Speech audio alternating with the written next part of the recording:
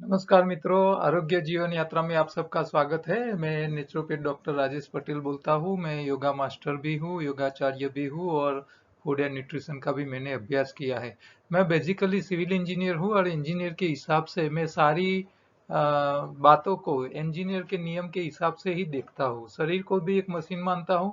जैसे एक mechanic machine को ठीक करने के लिए जो ध्यान रखता है, इसी तरह मैं इंजीनियर के हिसाब से शरीर के इंजीनियर बनने की बातें करता हूँ। तो ये आहार जो है वो हमारे शरीर के लिए बहुत काम की चीज है। इसके हिसाब से मैंने योगाहार यानी कि डाइट सिस्टम पे बातें करता रहता हूँ। तो हमारा जो कॉन्सेप्ट है वो प्राकृतिक आहार पद्धति का है। आप शरीर को प्राकृतिक आहार दोगे तो शरीर में समस्या आएगी ही नहीं, और जो आई है वही अपने आप निकल जाएगी। तो ये योगाहार को मैं आहार का इंजीनियरिंग कहता हूँ। जैसे हम इंजन के अंदर डीजल पेट्रोल प्योर डालते हैं तभी वो अच्छा काम करता है, इसमें मिक्सिंग हो जाता है तो सही काम नहीं हो रहा है। तो हमारे शरीर को भी सही खुराक चाहिए। गलत खुराक दोगे तो ही बीमारी आएगी। हाँ, खुराक ही बीमारी का कारण है और खुराक ही बीमारी का औषधि है, रास्ता है। तो खुराक से आप ठीक हो सकते हो, खुराक से ही आप बिगड़ सकते हो। तो ये आहार का इंजीनियरिंग क्या कहता है? योगा आहार को शरीर में सफाई होनी चाहिए। आपकी आंतों में सफाई होनी चाहिए, आपके खून में सफाई होनी चाहिए, आपके ऑर्गन के अंदर सफाई होनी चाहिए। आपको सही खुराक देना है। खुराक देने का तरीका है, खुराक देने का टाइम होना चाहिए सही, और खुराक की क्वालिटी सही होनी चाहिए, और सावधानी बरतनी है। ये तीन बाबतें ही हम यहाँ चर्चा पे लेते रहते हैं।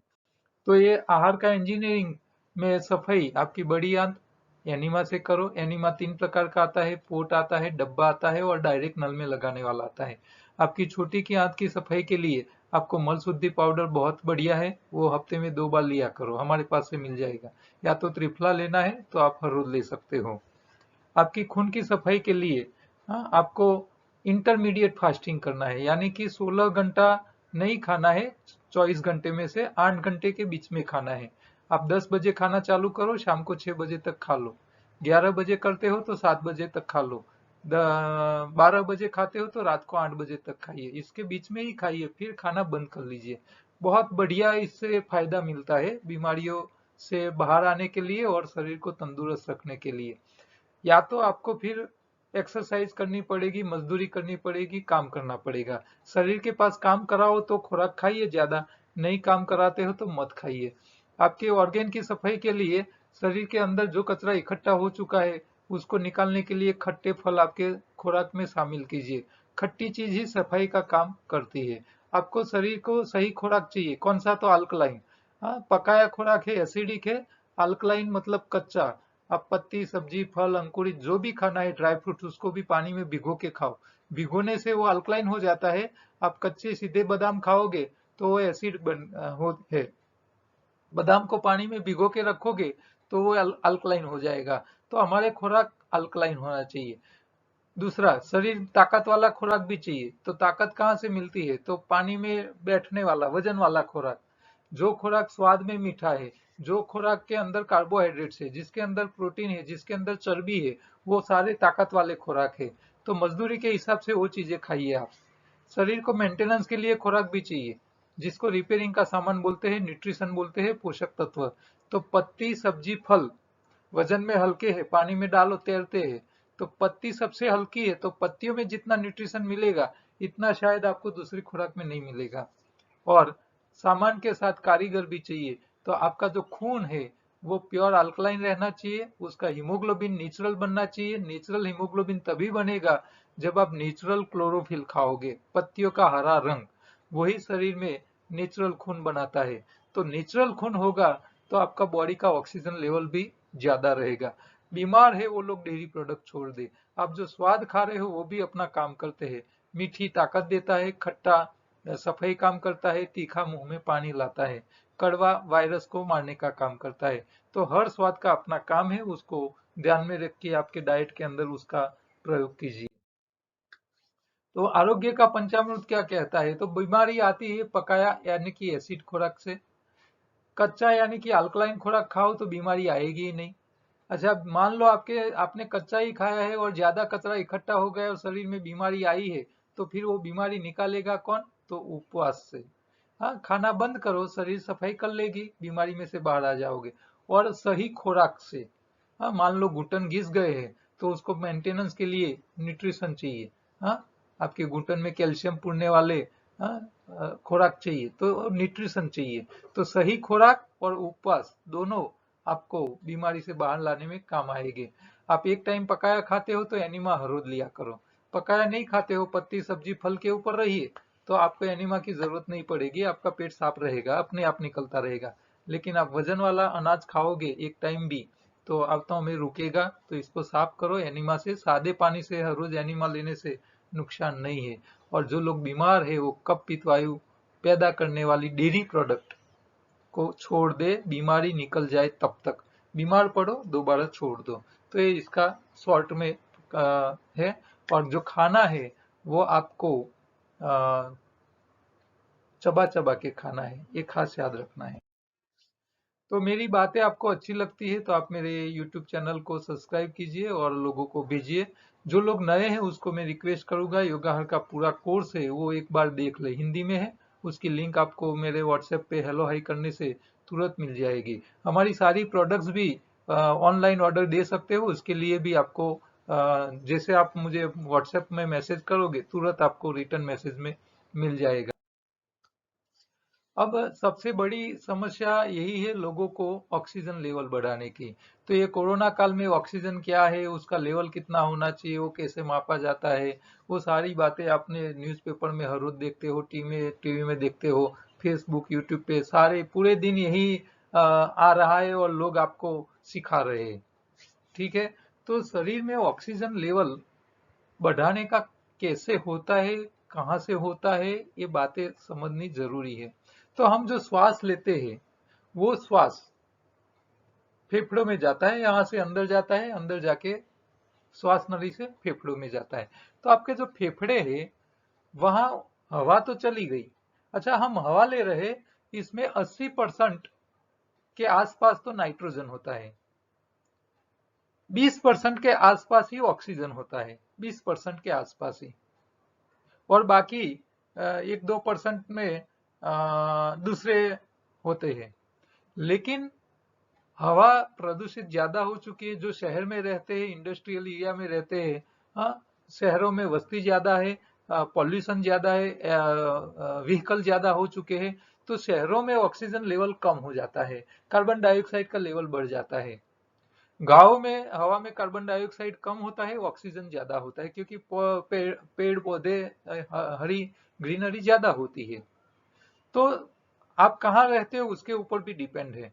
आपको ये कोरोना के टाइम में आपको ऐसा महसूस हो रहा है कि ये शहर में ज्यादा पॉल्यूशन के हिसाब से हवा में ऑक्सीजन कम है, तो आपको अभी काम नहीं है और आपके पास सगवड़ हो, गांव में रहने की जगह हो, तो आपको थोड़े दिन के लिए वहां चले जाना चाहिए। तो गांव में, हिली एरिया में जितना ऑक्सीजन लेवल मिलेगा, फॉरेस्ट्री जहाँ ज्यादा है वहां आपको जितना ऑक्सीजन मिलेगा इतना कहीं नहीं मिलेगा।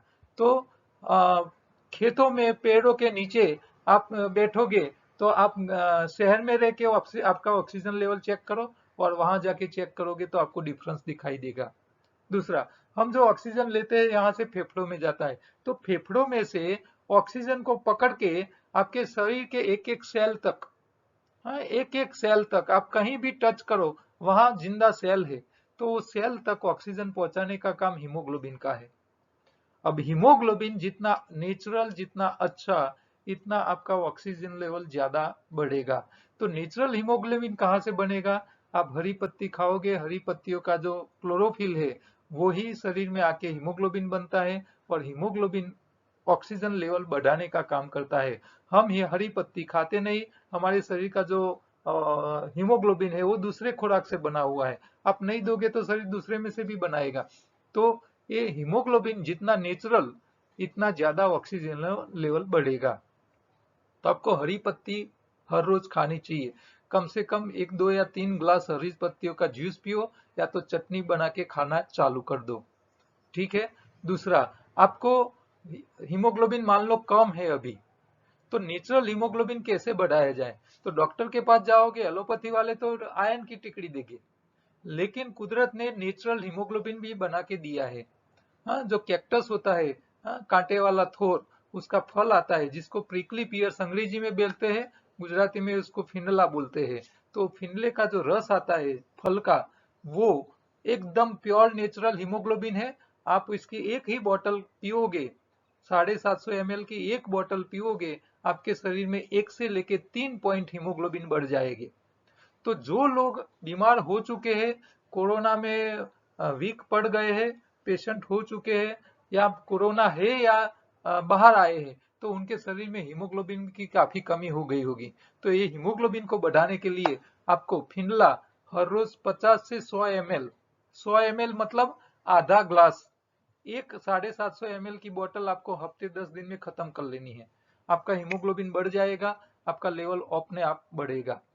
अच्छा, जो पेशेंट है उसका हीमोग्लोबिन कम हो रहा है, तो उसको सबसे बढ़िया तरीका है ये मकरासन।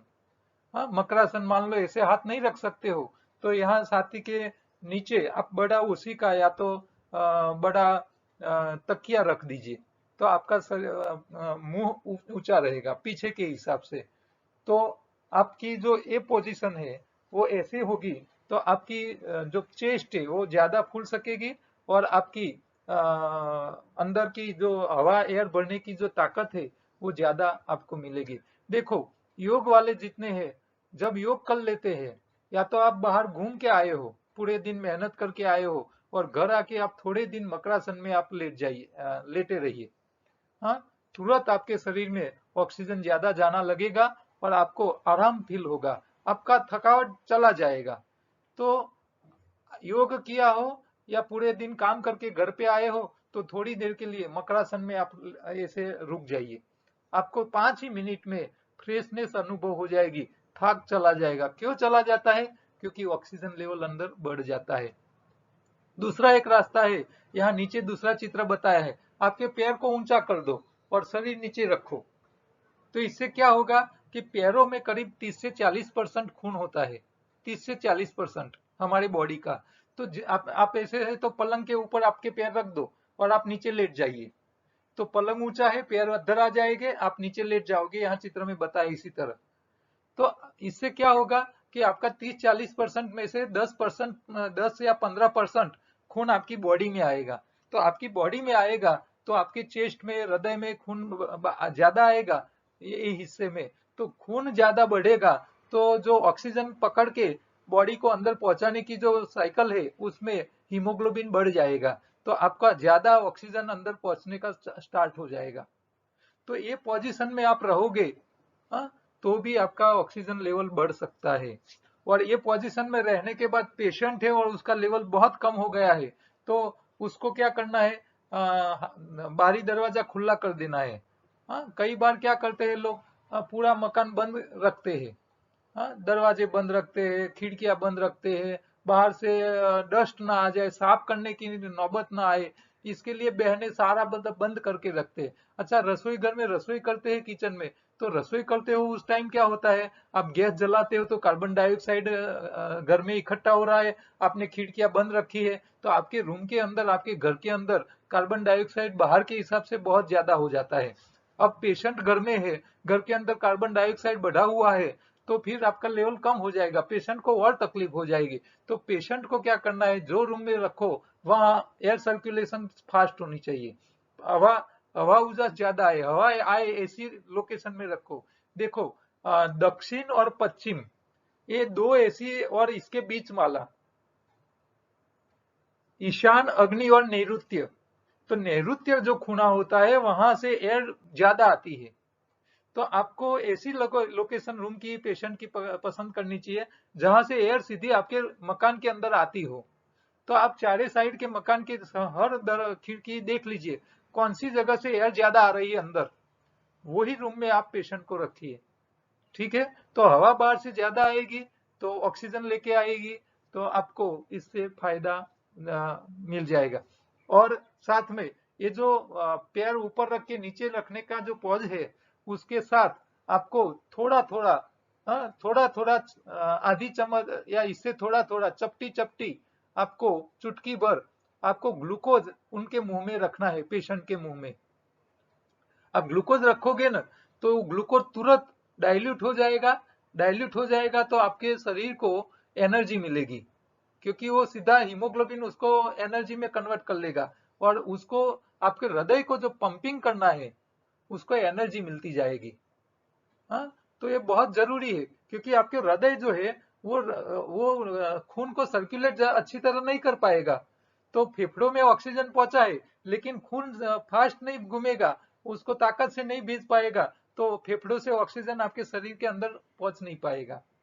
तो उस टाइम ये आप नीचे हो और पैर ऊपर रखे, उस टाइम पेशेंट को क्या करना है, थोड़ा थोड़ा उसके जीभ के ऊपर थोड़ा थोड़ा चुटकी चुटकी चुटकी भर के ग्लूकोज का पाउडर रखते जाइए, तो वो रस अंदर उतर जाएगा, खून में बढ़ता जाएगा, तो उसका ऑक्सीजन लेवल अपने आप बढ़ने चालू हो जाएगा। तो ये सारी छोटी छोटी बातें का आप ध्यान रख के आप ऑक्सीजन लेवल बढ़ा सकते हो। हाँ, कफ कम करो तो भी फायदा हो जाएगा। कफ भी कफ ज्यादा बढ़ जाता है शरीर में, तो शरीर कफ के वायरस को मारने में लग जाता है, दूसरा काम कम करता है। तो कफ न बढ़े इसके लिए ध्यान रखो। एनडीएस वाले को खास मैं बोलूंगा कि आप कच्चे में खाओ, कच्चे में ऐसी चीजें खाओ जो कफ न करे, और कच्चे में मीठे फल, ज्यादा पके हुए फल मत खाइए, और खाना है तो साथ के अंदर नींबू डाल दीजिए, या काली मिर्च अदरक या ऐसी जो गरम मसाले है वो साथ में डाल के ही खाइए, तो इससे कफ नहीं होगा। ठीक है, तो कफ से बचने से भी आपका ऑक्सीजन लेवल बढ़ सकता है। हाँ, तो ये भी आपको देखना है, कफ बढ़ना नहीं चाहिए शरीर के अंदर। हाँ, क्योंकि कच्चे में कच्चा खाओगे तो कफ बढ़ेगा, ये तो प्रूवन है कि अकेली कच्ची और मीठी चीजें ज्यादा खाओगे तो कफ बढ़ता है। तो ये इससे बचने के लिए आपको मीठे फल की जगह शहद खाना है, या तो खजूर खाना है, या तो गुड़ खाना है, देसी गुड़, ऐसी चीज खाइए जो कफ नहीं करे मीठे फल की जगह, तो वो भी ताकत तो देगी ही। ठीक है, तो ये सारी छोटी छोटी बातें आप ध्यान के रखिए, डाइट में ध्यान रखोगे, और ये प्रयोग जो है वो करोगे, तो आपके पेशेंट का और घर के दूसरे लोगों का ऑक्सीजन लेवल आप मेंटेन कर पाओगे। ठीक है, खाने में भी ध्यान रखो, जो खाना है पूरे दिन का वो 8 घंटे के बीच में खाना है, बाकी 16 घंटा कुछ नहीं खाना है। हाँ, और पेशेंट को तो एक साथ ज्यादा देना ही नहीं है, थोड़ा थोड़ा थोड़ा थोड़ा हर घंटे थोड़ा थोड़ा थोड़ा देते रहना है। हाँ, लोड नहीं पड़ना चाहिए पेट के ऊपर पाचन का, और एक साथ ज्यादा खा लोगे तो पूरा खून वहां पहुंच जाएगा पचाने के लिए, तो आपके फेफड़ों में से ऑक्सीजन पहुंचेगा ही नहीं, तो वहां एक साथ आप ज्यादा खाना खा लो और फिर चेक करोगे ना, तो आपका ऑक्सीजन लेवल कम हो जाएगा। हाँ, क्योंकि पूरा खून वहां पहुंच जाता है जठर के अंदर, तो आपको लोड नहीं देना है, पेशेंट को एक साथ ज्यादा खाना नहीं देना है। हाँ, थोड़ा थोड़ा टपक पद्धति की तरह, ड्रिप इरिगेशन की तरह ही थोड़ा थोड़ा देते रहना है। हाँ, तो ये छोटी छोटी बातें आप ध्यान में रखिए, तो आप पेशेंट का और आप सबका ऑक्सीजन लेवल बढ़ा सकोगे। दूसरा है, आज की प्रोडक्ट है मल शुद्धि पाउडर। तो मल शुद्धि, पेट साफ करना बहुत जरूरी होता है, और सबकी सुबह में उठ के सबसे पहली चिंता यही होती है, पेट कैसे साफ करें, बरोबर। तो पेट साफ करना के लिए एनिमा तो सबसे उत्तम हथियार है। जो लोग एनिमा नहीं ले सकते हैं उनके लिए त्रिफला और मल शुद्धि, ये दो है। अब त्रिफला जो होता है वो ताकत वाला नहीं होता है, तो हमने मल शुद्धि पाउडर तैयार करवाया है। इसमें सोनामुखी, संचर, हिमज, अजमो, सूंठ, वरियारी और हरडे, ये 6-7 आइटम ऐसी मिक्स को और अच्छा कॉम्बिनेशन किया है कि आपको एक ही चम्मच, मीडियम मीडियम व्यक्ति एक ही चम्मच रात को सोने के टाइम, खाने के 2 घंटे बाद, खाने के 2 से 3 घंटे के बाद, रात को 8 बजे खा लिया तो 10 बजे सोने जाओ तभी लेना है, इससे पहले नहीं लेना है। एक ग्लास में एक चम्मच डाल के मिक्स करके पी के सो जाइए, सुबह में आपको बिना अलार्म उठा देगा, पेट साफ कर देगा, अद्भुत सफाई का है। और इससे साफ करोगे तो एनिमा लेने की भी जरूरत नहीं पड़ेगी। लेकिन ध्यान रखना है, ये मल शुद्धि एक ही चम्मच लेना है, एक की जगह 2 चम्मच ले लोगे ना तो दूसरे दिन ऑफिस नहीं जाने देगा, इतना लूज मोशन कर देगा। तो ये इसका संभाल के इस्तेमाल करना है, और हफ्ते में 2 या 3 दिन ही लेना है। हाँ, हर रोज नहीं लेना है।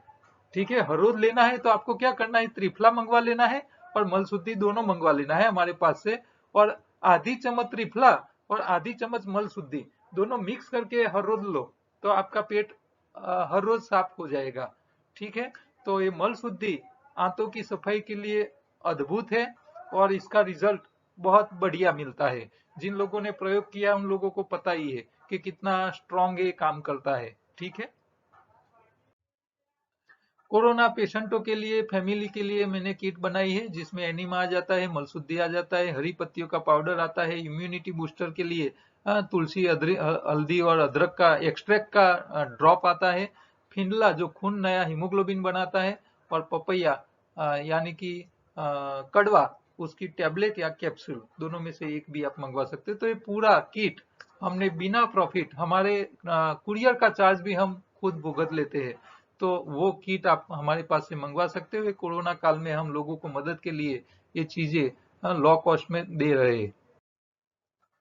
काम की बातों में, अभी गांव में भी खेडूत के पास ट्रैक्टर हो चुके हैं, साधन सामग्री आ गई है, आपको कहीं जाना है तो व्हीकल है आपके पास। तो ये सब साधन सगवड़ हो गया है। तो अभी किसानों को बैलों की छुट्टी हो गई। बैल पहले कितनी मजदूरी करते थे, वो उनको अब आराम हो गया है। कुंभारों के गधों को भी खुशी हो गई।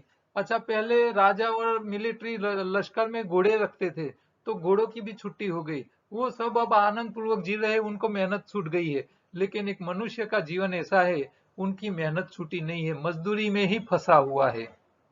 दुनिया के सारे प्राणी को आराम हो गया, शांति हो गई, लेकिन एक मनुष्य ही फंसा हुआ है। मजदूरी करके भरण पोषण करने में ही जिंदगी चली जाती है, शरीर संभालने का कोई टाइम ही नहीं मिल रहा है। तो इसी को ही कलयुग बोलते हैं। व्यक्ति को खुद को पता ही नहीं है क्यों जी रहा है, किसके लिए जी रहा है। बस सुबह उठा, मजदूरी मजदूरी मजदूरी। इसके अलावा उसके पास कुछ है नहीं। हाँ, तो ये बहुत सोचने वाली बात है। दूसरा एक कार्टून। हाँ, एक भाई ने, कार्टूनिस्ट ने दो कार्टून बनाए हैं, एक गरीब का है, एक अमीर का है। दिखने में दोनों सेम लग रहा है, लेकिन फर्क क्या है कि गरीब जो है वो वजन, हाँ, सामान लेके उठा के घूम रहा है, क्यों? पेट भरने के लिए। और अमीर जो है, ये पेट इतना भर भर के इतना बड़ा कर लिया है कि वो भी पेट का वजन सामान जैसा ही वो उठा के चल रहा है। तो ये तस्वीर बनाने वाले को सलाम। बहुत कुछ बता जाता है। आप कैसे हो? आप मजदूरी करके जी रहे हो, या आप मजदूरी करके पेट खाया हुआ पचा रहे हो? उसके ऊपर आपकी जीवन की आपको आनंद का आधार उसके ऊपर ही है। आप खाने के लिए जी रहे हो या जीने के लिए खा रहे हो? ये बात आपको सोचनी है, समझनी है। दूसरा, जिन देशों ने पॉपुलेशन कंट्रोल नहीं किया है, वहां वो लोग ज्यादा देवी देवताओं में मानने वाले होते हैं। क्यों? क्योंकि पब्लिक क्या मानती है, कितने बच्चे पैदा होने चाहिए वो ऊपर वाले के हाथ में है। हाँ? तो ये ऐसे लोगों, ऐसी मानसिकता वाली देशों की दशा बुरी ही है। क्यों? क्योंकि अब पॉपुलेशन बढ़ रहा है, उसके जो वस्ती पॉपुलेशन बढ़ रही है, उसके लिए सरकार हॉस्पिटल नहीं कर रही है, रास्ता नहीं बना पा रही है, गटरों की सगवड़, स्कूलों की सगवड़, कितनी कितनी सगवड़ उसके पीछे बढ़ानी पड़ती है। और हमारे देश में यही समस्या है। आज तक देश में जितनी सरकारें आई है, उन्होंने कभी पॉपुलेशन बढ़ने से भविष्य में क्या समस्या आने वाली है उसके बारे में सोचा नहीं था। अभी एक साथ ये महामारी आ गई कोरोना की, और एक साथ लोग बीमार पड़ गए। अब हॉस्पिटल में जगह ही नहीं थी, बेड ही नहीं थे। हाँ, क्यों? क्योंकि आपने वस्ती कंट्रोल ही नहीं की है सरकारों ने। अब वस्ती कंट्रोल में होती तो आपकी हॉस्पिटल में आराम से, दूसरी देशों में ऐसी समस्या नहीं आई है कि भाई बेड खूट पड़े, कम पड़े, ऑक्सीजन नहीं मिल पाया। ऐसी समस्या दूसरे देशों में नहीं आई, जिसकी समस्या हमारे देश में आ गई है। तो पॉपुलेशन ही सबसे बड़ी प्रॉब्लम है। उसको जो देश कंट्रोल नहीं करेगा, उनमें वो देश में रहने वाले की जिंदगी नरक जैसी ही रहने वाली है। तो आप अपने आप को बचाइए। हाँ, आपको ये पॉपुलेशन के हिसाब से आपको सगवड़ नहीं मिले ऐसा सोचो ही नहीं, बीमार ही नहीं पड़ो, अपने आप को संभालो। आप बीमार ही नहीं पड़ो, हॉस्पिटल में जगह है या नहीं है, क्या चिंता, टेंशन ही नहीं होना चाहिए। ठीक है। तो अपने आप को संभालना बहुत जरूरी है। योगाहार को समझने के लिए किंडल, अमेजोन पे ई बुक भी अवेलेबल है, इसमें रेसिपी भी अवेलेबल है, और योगाहार की दोनों बुक अलग अलग अवेलेबल है। और हमारे पास से भी आप मंगवा सकते हो।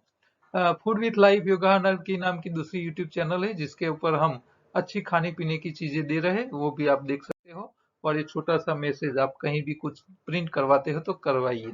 ठीक है, कल दोबारा दूसरे प्रश्नों के साथ मिलेंगे। तब तक नमस्कार।